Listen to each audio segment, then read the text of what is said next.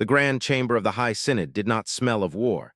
It smelled of lavender mist and ozone, the artificial scent of a peace that had lasted 10,000 cycles.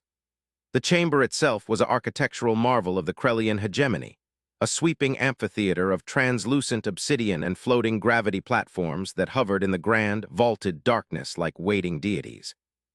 Here, the fate of galaxies was decided not by the shedding of blood, but by the subtle inclination of a mandible, the shifting of a bioluminescent patch, or the quiet hum of a bureaucratic vote. Light from the nebular drift outside filtered through the crystalline dome, casting long, bruising shadows of purple and gold across the assembled delegates of the Galactic Concordat. It was a place of suffocating etiquette, where a raised voice was considered a violence more vulgar than a weapon discharge. In the center of this floating assembly, suspended on a disk of unadorned gray steel that looked woefully primitive against the sleek, organic curves of the alien podiums, stood the human delegation. They were small, bipedal, and encased in suits of fabric and polymer that lacked the shimmering energy weave of the Ilari or the bioarmor of the Groth. They looked fragile. They looked like a species that had barely clawed its way out of the gravity well of their home world, covered in the dust of their own industrial adolescence. High Counselor Varro, a being of slender height and shimmering, iridescent scales, leaned forward from his elevated dais. His compound eyes, faceted like cut diamonds, reflected the dull gray of the human delegation with a mixture of pity and amusement. The mood in the chamber was not one of hostility, but of a heavy, suffocating condescension.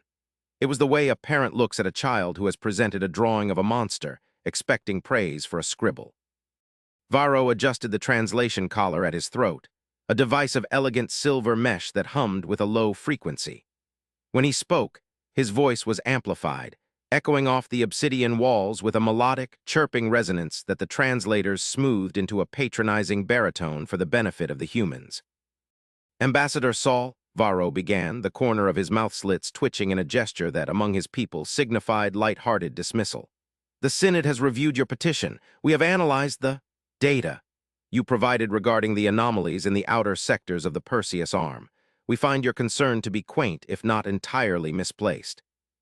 You speak of shadows in the deep and silent stars as if they were portents of doom, rather than merely the natural death of stellar bodies or the result of nebular interference. The Concordat has monitored these sectors for millennia. Our sensors are capable of detecting the heartbeat of a microorganism from 3 light-years away. If there were a threat, we would know. We would have seen it long before your optical telescopes and radio dishes could even dream of it. A ripple of amusement moved through the chamber. It was a sound like rustling dry leaves, the laughter of 1,000 different species. The Krellians flashed their biolights in rhythmic pulses of blue and green, a sign of humorous agreement. The heavy, rock-skinned Groth rumbled deep in their chests, a tectonic shifting of stone plates that passed for a chuckle. To them, the humans were newcomers, upstarts who had been granted a seat at the back of the room merely out of pity for their frantic signal broadcasts a century ago. Humanity was viewed as a race of anxious tinkerers, obsessed with kinetic barriers and solid-state projectiles, technologies the rest of the galaxy had abandoned eons ago in favor of phase shields and zero-point energy manipulators. Ambassador Saul stood motionless. He was an older man, his hair the color of steel wool, his face etched with the lines of a life lived under the harsh radiation of a sun that was not his own. He wore a dress uniform of deep charcoal, unadorned save for a single silver pin on his collar, a stylized representation of Earth, surrounded by an olive branch that looked more like a wreath of thorns. He did not fidget. He did not look down. His eyes, dark and unreadable, remained fixed on Varro. Beside him, his military attaché, a woman named Commander Vance, stood with her hands clasped behind her back, her posture so rigid she might have been carved from the same gray steel as their platform. She did not react to the laughter. She simply watched, her eyes scanning the tiers of alien dignitaries with the cold, predatory calculation of a targeting computer. "High Counselor," Saul said, his voice unamplified but carrying a peculiar weight, a density that seemed to cut through the thin, perfumed air of the chamber.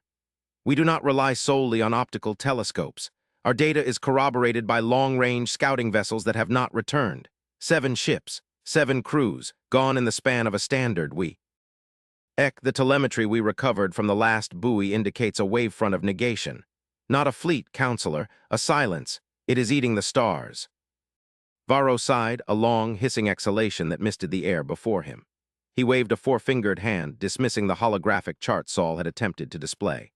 Ambassador, space is dangerous. Ships are lost. Navigation errors, pirate raids, hull fatigue. These are the tragedies of a young spacefaring race. You see monsters where there is only incompetence or misfortune. You ask the Concordat to mobilize a fleet, to send our golden armadas to the edge of the void to fight ghosts. You ask us to divert energy from the grand artifice project to indulge your paranoia. It is absurd. It is not paranoia if the knife is already at your throat, Saul replied, his tone remaining even, devoid of the pleading note that Varro expected. We are not asking you to fight for us. We are warning you. The outer colonies of the human coalition are already evacuating. We are pulling back to the Orion line. We are establishing a bulwark. If you will not send ships, then at least authorize the activation of the hyperlane relays. Allow us to coordinate with the border systems of the Groth and the Ilari. If we stand together, we might hold. If you leave us to stand alone, we will die. But we will make them pay for every inch of vacuum. The laughter returned, louder this time. A delegate from the Ilari, a tall, luminous being composed of shifting energy fields held within a containment suit, floated forward. Make them pay, the Ilari voice chimed, sounding like struck crystal. With what human, your projectile cannons, your chemical explosives, you are a species that still throws rocks at your enemies. You believe your primitive dreadnoughts, with their thick metal hides, can stand against a threat that, if it even existed, would challenge the energy matrices of the Concordat. You are children playing with sticks, warning the gods of a thunderstorm. Go back to your Orion line. Dig your holes in the dirt. If a pirate fleet comes, call us, and perhaps we will send a patrol cutter to save you. Saul looked at the Ilari, then back to Varro. For a moment, a flash of something unreadable crossed his face. Not anger, not shame, but a profound, weary sadness. It was the look of a man who sees a train coming and knows the person on the tracks refuses to move. He slowly reached into his jacket and withdrew a small data chip. He placed it gently on the railing of the platform. This contains the tactical analysis of the enemy's engagement patterns, Saul said softly. It includes the frequency modulations of their jamming, the heat signatures of their vanguard, and the biometrics of the carcasses we recovered. We call them the Scourge. You may call them what you wish when they arrive, but do not say you were not told. We will file it with the archives, Varro said, turning his attention away, signaling the end of the audience. Next item on the agenda, the trade dispute regarding the taxation of nebulous gas in the fourth quadrant. Ambassador Saul, you are dismissed. The platform lowered. The humans did not bow. They did not protest. They simply descended into the shadows beneath the council chamber, disappearing from the light of the nebula. Above them, the debate about tax percentages began, passionate and vibrant, completely ignoring the silence that was creeping in from the dark between the stars. The silence did not last long. It was broken 3 weeks later, not by a broadcast, but by the screaming of the subspace network tearing itself apart. It began in the Zenith sector, the jewel of the Ilari Protectorate. It was a system of 3 binary stars, renowned for its resort worlds and the orbital shipyards that produced the Concordat's most beautiful luxury liners. The attack did not come as a fleet of ships entering real space. It came as a rupture. The fabric of spacetime above the planet of Ethelgard IV simply unraveled, bleeding a color that the optical sensors of the orbital defense grid could not interpret. A bruising, violent anti-light that clawed at the retina. From this wound in the universe poured the Scourge. They were not ships in the conventional sense. They were biological nightmares grafted onto cybernetic chassis, sleek, black, and chitinous, moving with the fluid coordination of a shoal of fish. They did not communicate. They did not hail. They simply accelerated. The Ilari defense fleet, glorious in their golden hulls and shimmering phase shields, moved to intercept. Their captains, confident in centuries of supremacy, opened fire with refined plasma beams, elegant weapons designed to disable and intimidate. The beams struck the dark hulls of the Scourge and did nothing. There were no shields to flare, no energy to disperse. The black armor of the invaders absorbed the light, drinking it in greedily. In return, the Scourge fired. They did not use plasma. They fired coherent streams of hyperaccelerated matter, needles of dense, corrupted alloy that bypassed the frequency-tuned phase shields of the Ilari as if they didn't exist. The slaughter was instantaneous. On the bridge of the flagship Sun's Mercy, Fleetmaster Kalen watched in horror as his flotilla evaporated. The holographic display, usually a calm interplay of blue and gold icons, was a chaotic mess of red warning runes. "Shields are ineffective," his tactical officer screamed, the melodic voice cracking into a shrill dissonance. "They are bypassing the harmonics. Hull integrity on the Starlight is gone. It's, by the Maker, they are boarding. They are ramming the ships." "Ramming?" Kalen stammered, his luminous hands trembling over the control interface. "Civilized species do not ram. Evasive maneuvers, full retreat to the inner system." But there was nowhere to run. The scourge swarmed, a cloud of locusts descending on a field of grain. They latched onto the elegant golden hulls, their boarding tubes grinding through the metal, vomiting forth warriors of multi-limbed terror. The communications network was flooded with the screams of the dying, a chorus of terror that echoed across the hyperrelays, reaching the High Synod in mere moments. In the grand chamber, the atmosphere of lavender and peace vanished. The lights flickered and turned a harsh, emergency crimson.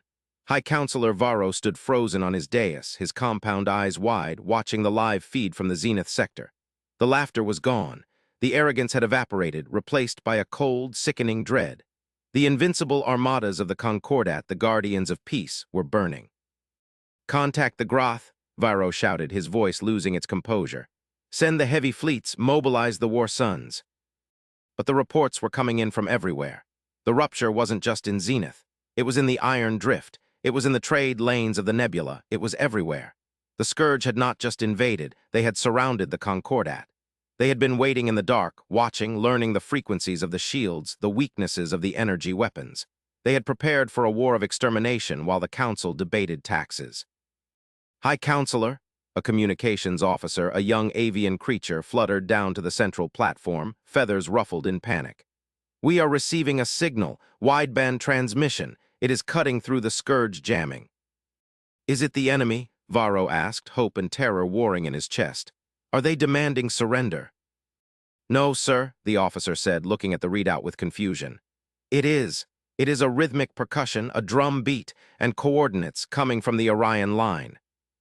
The main view screen flickered, the static of the dying fleets replaced by a simple, brutal image. It was a star map. A red line had been drawn across the galactic rim, and moving from that line, pushing into the burning sectors, were signatures. Not the elegant, fluid energy signatures of the Concordat, but dense, heavy, radioactive signatures. Thousands of them. The humans were coming.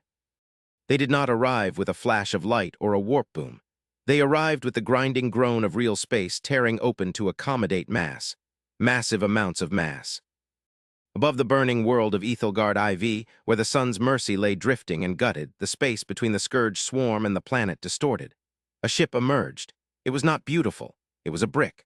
A kilometer-long slab of gray durasteel, scarred and pitted, covered in ablative armor plates that looked like layered rock. It had no glowing fins, no elegant curves. It bristled with kinetic batteries, railgun turrets, and missile silos. On its flank, painted in white lead-based paint, were the letters, UNS Indomitable. It was followed by another, and another, a phalanx of gray metal slamming into the void, positioning themselves between the dying Alari fleet and the Scourge swarm. On the bridge of the Indomitable, Admiral Halloway stood with his hands gripping the rail of the tactical walkway. The bridge was not a sanctuary of light and art like the Alari ships.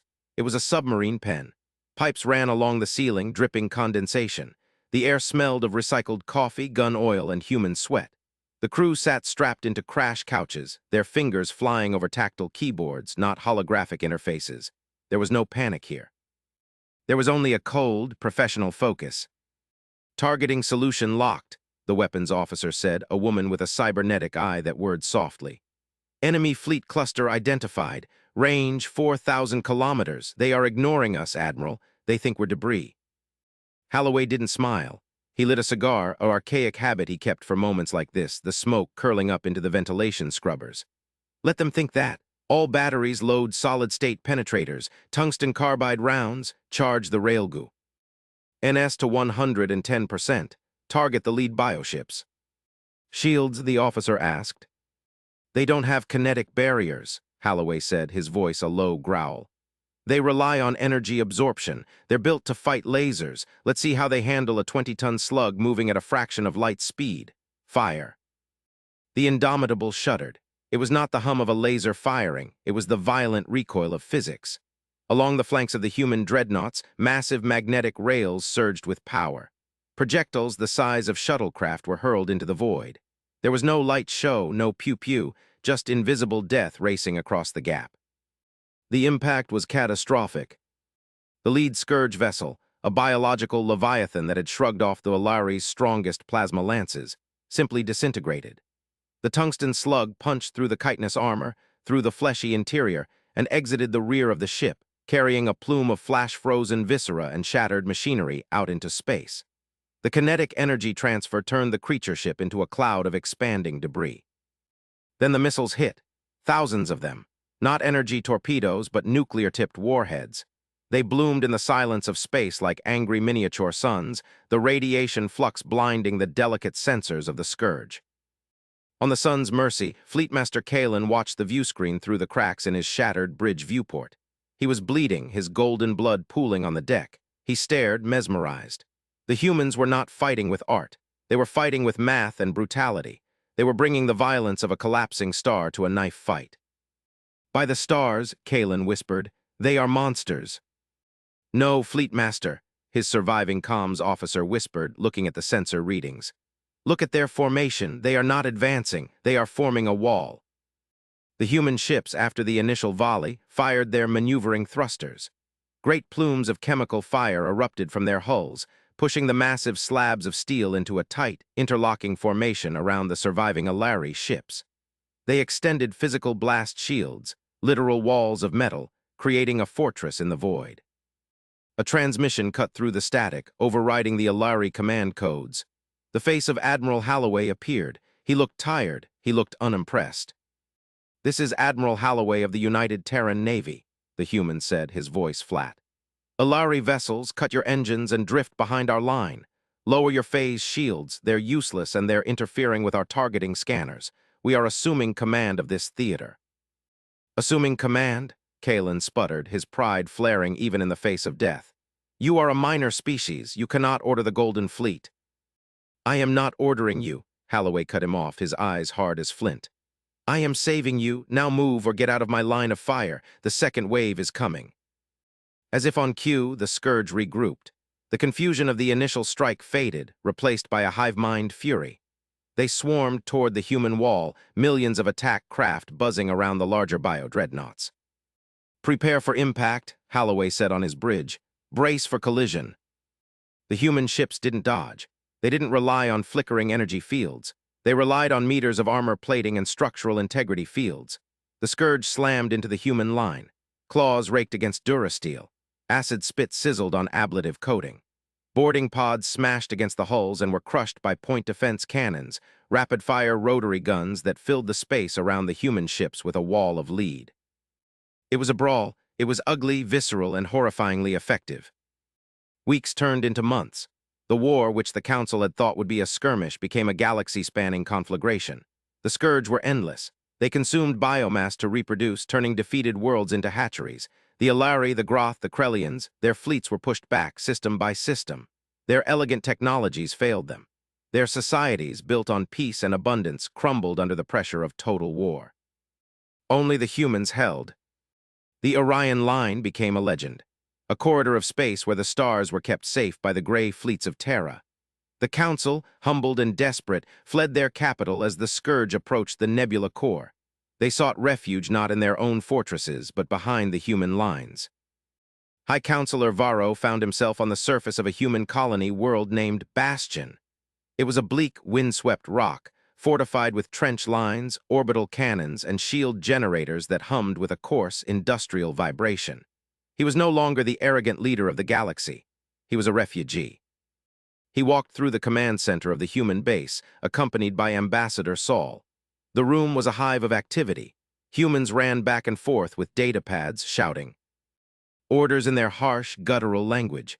The air was thick with cigarette smoke and the smell of hot electronics. "I do not understand," Varro said, his voice quiet. He looked at a holographic map where red zones, the Scourge, were pressing against blue zones, humanity. "How do you do it? Your ships are slow. Your weapons are primitive. Your bodies are weak. We live for centuries. You die in decades, yet you stand where we fall. Why?" Saul stopped and looked at the alien. They were standing before a large window overlooking a landing field. Below, dropships were unloading wounded soldiers. Men and women with missing limbs, burned faces, shattered armor. They were not crying. They were being patched up, and some were already trying to pick up their rifles to go back. "Because we are afraid, counselor," Saul said. Varro blinked. "Afraid? You fight like demons. I see no fear." "We are terrified," Saul corrected him.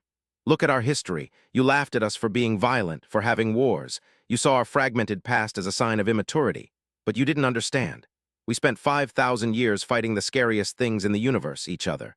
We learned how to survive in the mud.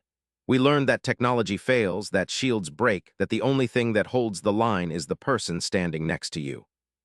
Saul gestured to the map. "You built a society on the assumption that peace is the default state of existence. You thought the universe was a garden. We never had that luxury. We know the universe is a dark forest. We built our ships not to be beautiful, but to survive the storm. We built our society not on the avoidance of conflict, but on the endurance of it." "You knew," Varro said, a realization dawning on him. "That is why you warned us. You recognized the scourge." Saul shook his head. "We didn't know the scourge specifically, but we recognized the pattern, the predator. We have been watching the dark for a long time, Varro. While you were looking at the light of the nebula, we were staring into the void, waiting for the eyes to blink back." A siren wailed. The lights in the command center turned red. "Inbound," a technician shouted. "High-yield signature, it's a World Breaker class, Scourge flagship, it's entering orbit." Varro felt a spike of terror. The World Breakers were the doom of systems. One of them had cracked the crust of the Groth homeworld. "We must evacuate," Varro cried. "There is no defense." Saul didn't move. He tapped his comms link. "Admiral Halloway, it's here." "I see it, Ambassador." Halloway's voice came over the speakers, crackling with static. "Deploying the hammer." "The hammer?" Varro asked. Saul turned back to the window. "Watch." Above the planet, the clouds parted. The Indomitable was there, but it was not firing. It was moving aside. Behind it, descending from a higher orbit, was something else. A structure the size of a small moon. It was not a ship. It was a gun. A massive, spinal railgun built around a captured asteroid fitted with engines.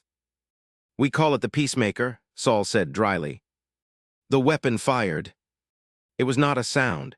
It was a seismic event. The ground shook as the recoil dampened through the gravity wells. A projectile the size of a skyscraper, a solid rod of density-collapsed iron, was accelerated to relativistic speeds. It struck the Scourge World Breaker. The impact was so violent that it created a momentary flash brighter than the local sun. The biological dreadnought didn't just explode. It atomized. The kinetic force turned the massive enemy ship into a spray of superheated plasma that washed over the rest of the Scourge fleet, incinerating the smaller vessels in the backwash. The sky above Bastion turned a violent, bruised purple as the shockwave hit the upper atmosphere. Then silence. Varro stared up at the sky, his mouth slits hanging open. He looked at the primitive, brutal humans around him. He realized then that the galaxy had made a terrible mistake. They had mistaken the lack of elegance for a lack of power. They had mistaken caution for weakness. You could have conquered us," Varro whispered. "With this power, you could have taken the council seats by 4 centuries ago." Saul looked at him, his eyes sad. "We don't want to conquer you, Varro. We just want to be left alone. We want to grow our crops and raise our children, but we knew this day would come. That's why we carry the sword, so we can put it down when the work is done." The war ground on for another year. It was a brutal slog. The humans led the charge, their gray fleets forming the spearhead, while the remnants of the Concordat fleets provided support, finally learning to adapt their technology to the human tactical doctrine. The Alari learned to focus their shields on specific vectors. The Groth attached their heavy armor plates to human hulls. A strange, desperate unity formed in the trenches of the galaxy. Finally, the Allied forces pushed the SCO. Urge back to the rupture point in the Zenith sector. The final battle was a chaotic, swirling melee of millions of ships. The Indomitable, now scarred and venting atmosphere from a dozen breaches, led the assault on the rupture itself. Admiral Halloway stood on his bridge, blood trickling from a cut on his forehead. "Drive them back," he roared. "Seal the breach." Human scientists had jury-rigged a device, a phase inversion bomb, designed to collapse the wormhole the Scourge were pouring through. It had to be delivered manually. "I need a volunteer," Halloway said on the fleet channel. The delivery vector is a suicide run. The radiation alone will cook the crew. There was silence for a heartbeat. Then a voice cut in. It wasn't a human voice, it was melodic chiming. Admiral, it was Kalen, the Alari fleetmaster, speaking from the bridge of a human cruiser he had been given command of after his own ship was destroyed. The humans have bled enough for our mistakes. We will deliver the package. Kalen, Holloway warned, you won't come back. We know, the Alari said. You taught us something, Holloway. You taught us that survival is not about living forever. It is about what you are willing to die for. The Alari will light the way. The cruiser, painted in the golden colors of the Alari but bristling with human guns, broke formation. It accelerated toward the rupture, its engines glowing with a desperate, beautiful overload. The scourge swarmed it, biting and tearing, but the Alari held the course. Witness us, Kalen cried. The ship plunged into the rupture. The phase inversion bomb detonated. The tier in spacetime convulsed, screamed, and then collapsed in on itself, severing the connection to the scourge's home dimension. The remaining enemy ships, cut off from the hive mind control, went dormant, drifting in the void like dead insects. The war was over. The aftermath was a time of mourning and rebuilding. The Galactic Council reconvened, but the atmosphere was different. The floating platforms were no longer arranged by height or ancient prestige. The humans were no longer at the bottom. They were not at the top, either. They refused the seat of the High Chancellor. In the Grand Chamber, Ambassador Saul stood at the podium. The hall was silent. No one laughed. The air smelled of ozone, but also of something else, dust, oil, and respect. The war is done, Saul said, but the work is not. He pressed a button, and a holographic image appeared in the center of the room. It was not a map of the galaxy. It was a recording recovered from the memory banks of the lead Scourge vessel before it was destroyed. The image showed a dark, twisted dimension, the home of the Scourge, but they were not celebrating. They were running. The recording showed the Scourge fleets fleeing their own space, terrified, desperate. And behind them was a shadow, a darkness so absolute it hurt to look at. A cold, geometric perfection that was dismantling the Scourge's stars, harvesting them for fuel. The Council gasped.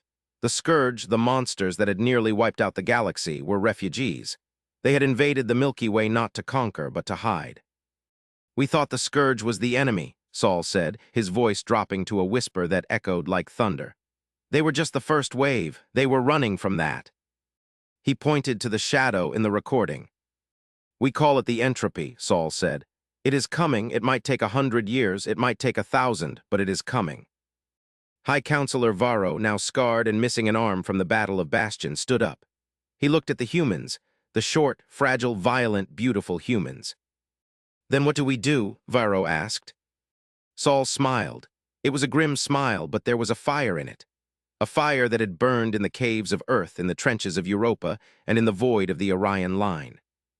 We do what we do best, Saul said. We dig in, we build better walls, we forge better swords, and we stand together. Saul looked around the room, meeting the eyes of every species. The Scourge broke because they were running. We will not run. This is our galaxy, and if the dark wants it, it will have to choke on us to get it. The humans turned and walked out of the chamber, not to celebrate, but to prepare. And this time the Galactic Council did not laugh. They stood, and one by one they began to follow. The silence of the void was deep, but it was no longer empty. It was filled with the sound of forges, of training, of 1 billion voices speaking in unison. The galaxy was no longer a garden. It was a fortress, and the humans were the gatekeepers. The years that followed the Great War of the Scourge, later designated the First Contact War of the Kinetic Age by human historians, and the humbling by the Alari, were not years of idle peace. The galaxy had been fractured, its delicate political infrastructures shattered by the brute force of the invasion. The great synods, once halls of endless debate and filibuster, transformed into war councils. The aesthetics of the galaxy changed. The flowing, organic curves of Alari architecture were reinforced with human durasteel buttresses. The philosophical academies of the Krellians began to include courses on tactical logistics and ballistics. The galaxy had lost its innocence, but it had gained a spine. On the human colony world of Nova Terra, deep in the Orion sector, the change was most profound. This was no longer a backwater farming rock. It was the ship-breaking yard of the galaxy. The carcasses of thousands of Scourge bioships were towed here, dismantled by fleets of drones and human workers in exosuits. They were harvesting the enemy's biology, learning the secrets of their hyperdense armor and their Neuralink communications. Admiral Holloway, now retired from active duty but serving as the supreme commander of the Allied Defense Initiative, walked through the scrapyard. The sky above was a tapestry of industrial smog and the flickering lights of orbital welders. He was an old man now, his joints aching from a lifetime of high-G maneuvers, but his mind was as sharp as a razor. He was accompanied by Xyler, a young Krellian scholar who had been assigned as his chronicler. Xyler floated on a small gravity disk, his large, dark eyes taking in the brutal efficiency of the human operation. "It is ugly," Xyler noted, his voice synthesizer buzzing softly. "But there is a symmetry to it. You take the death they brought and turn it into new armor." "Waste not, want not," Holloway grunted, kicking a piece of calcified alien chitin. "We found something interesting in the gut of a Scourge dreadnought last week, a navigation buoy, but not one of theirs." Xyler tilted his head. "A buoy." "Ancient," Holloway said. "Made of a material we can't identify. It predates the Scourge, predates the Council, maybe even predates life on Earth. It was emitting a signal." "The signal of the entropy?" Xyler asked, a shudder passing through his slender frame. "No," Holloway stopped and looked up at the sky. "It was a warning, but not to us. It was a warning to the entropy. It was a boundary marker." They reached a hangar bay, a massive cavern dug into the side of a mountain. Inside, bathed in floodlights, was a project that the human coalition had been working on in secret since the end of the war. It was a ship, but it dwarfed the Indomitable. It was the size of a city. It wasn't built for war, it was built for the long dark. Massive engine nacelles, capable of theoretical transgalactic jumps, flanked a central hull that looked less like a vessel and more like a cathedral of sensors and antennas. "We call it the Silent Watcher," Holloway said. "We're not just going to wait for the entropy to come to us, Xyler. We're going to find out where they live. We're going to find out what they are afraid of." Xyler stared at the Leviathan. "You intend to send this into the unknown, beyond the galactic rim?" "The Scourge ran for a reason," Holloway said. "They were terrified, but fear makes you stupid. It makes you predictable. We need to know the nature of the threat. Is it a civilization, a force of nature, a god?" "And if it is a god?" Xyler asked softly. Holloway smiled, the skin around his eyes crinkling. "Then we'll figure out how to kill it." The launch of the Silent Watcher was not a public event. There were no speeches, no streamers. Only the High Council knew. It launched under the cover of a magnetic storm, slipping out of the system like a ghost. Its crew was a mixture of the best the galaxy had to offer: human tacticians, Ilari physicists, Groth engineers, and Krellian xenobiologists. It was the first true child of the new alliance. As the ship cleared the interference of the outer rim and engaged its experimental drives, slipping into the dark space between galaxies, the crew settled in for the long haul. They were entering the void where no star shone, a black ocean of nothingness that stretched for millions of light years. On the bridge, Captain Vance, the former commander who had stood silently beside Ambassador Saul all those years ago, sat in the center chair. She was older now, her hair completely white, but her posture was still steel. "Status," she ordered. "Clearing the galactic halo," the helm officer reported. "Sensors are reaching out, maximum gain." "What do we see?" "Nothing," the sensor officer said. "Just empty space, wait." The officer paused, his fingers flying over his console. The ambient hum of the bridge seemed to drop an octave. "I have a return," the officer whispered. "Faint, extremely distant, it's structured." "Put it on the main screen." The view screen shifted. The static cleared, enhanced by the computer's algorithms. In the profound darkness of intergalactic space, there was a shape. It was not a ship, it was a web. A vast, glowing lattice struck. That seemed to span light years, glowing with a faint, dying red light. It looked like a net cast across the universe. And there were holes in it, massive, ragged tears where the light had been extinguished. "It's a Dyson swarm," the Ilari science officer gasped. "But not around a star, it's around nothing." "Not nothing," Vance said, a cold realization settling in her gut. "It's a cage." She stood up, scanned the tears. "What caused them?" "Residue analysis," the computer intoned. "Traces of Anti-reality particles, similar to the Scourge weaponry but orders of magnitude more potent. The Scourge didn't build this, Vance said. The Scourge were trying to get away from whatever broke this. Captain, the comms officer called out, his voice trembling. We are being hailed. From the web. No, from behind us. Vance spun around, tactical behind us. I didn't see it, the tactical officer stammered. It just appeared, no warp signature, it was just there. On the rear view screen, a vessel hung in space. It was sleek, white, and perfectly spherical. It pulsed with a gentle, harmonious light. It did not look like a weapon, it looked like a pearl. Audio only, the comms officer said. The voice that filled the bridge was not electronic. It sounded like a human voice, but layered, as if 1,000 people were speaking in perfect unison. You have ventured far, children of the rock, the voice said. You carry the scent of the Scourge's blood on your hands. Identify yourself, Vance said, her hand hovering over the red alert button. We are the custodians, the voice replied. We built the cage, we hold the entropy back, but the cage is breaking. The Scourge, Vance said. They were fleeing the entropy. The Scourge were the lice living on the bars of the cage, the custodians said. When the bars broke, they fell into your galaxy. They were not the enemy, they were merely the debris. The white sphere drifted closer. We have watched your little war, the voice continued. We watched you throw metal slugs and split atoms. You are primitive, you are violent, you are chaotic. We survived, Vance said defiantly. Yes, the voice agreed. And that is why we are talking to you. We, the custodians, have forgotten how to fight. We have spent 1,000,000 years maintaining the cage, singing the songs of containment. We are architects. We are gardeners, but the wolves are at the door and we have forgotten how to use the spear. The bridge fell silent. The implication hung in the air, heavy and terrifying. An ancient race, godlike in power, admitting helplessness. What do you want? Vance asked. The entropy is not a force of nature, the custodians revealed.